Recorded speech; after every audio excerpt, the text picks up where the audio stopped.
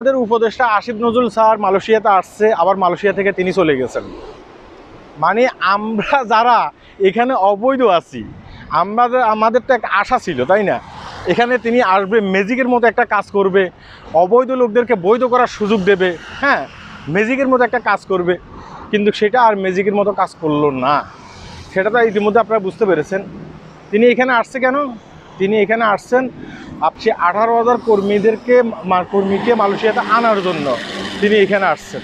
তার ভিতরে 80,000 কর্মী তিনি মালয়েশিয়াতে আসবে, আমরা ইতিমধ্যে জানছি 8,000 কর্মী মালয়েশিয়াতে আসবে। আর দেখা গেছে কি বাকি যে লোকগুলো আছে তারা ধাপে ধাপে আসবে। নাম্বার 1। নাম্বার 2 হচ্ছে যে মালয়েশিয়াতে আবার নতুন করে ভিসা চালু করার জন্য তিনি এখানে রিকোয়েস্ট করার জন্য আসছেন। মোট 3 থেকে 4টা দেশ থেকে লোক আনবে, যেন বাংলাদেশ থেকে লোক আনে। তো তার রিকোয়েস্টটা কিন্তু কার্যকর হয়েছে।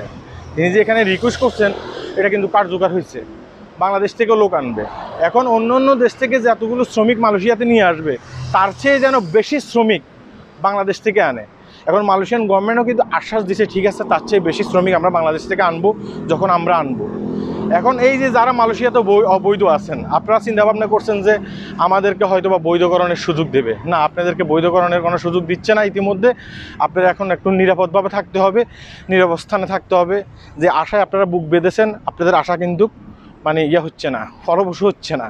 তো সাবধানে থাকা উচিত, ভালো থাকা উচিত। এই কারণে ভিডিওটি করতেছি।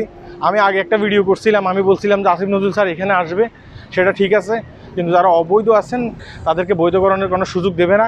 এই বিষয় নিয়ে তিনি ওইভাবে কোনো কথা বলতে পারবেন না। এটা বলার পর অনেকে দেখলাম যে আমাকে এসে বকাঝকা করছেন ফেসবুক, সোশ্যাল মিডিয়াতে। আমার অনেক কমেন্ট বক্সও আমি দেখছি যে অনেকে বকাঝকা করছেন।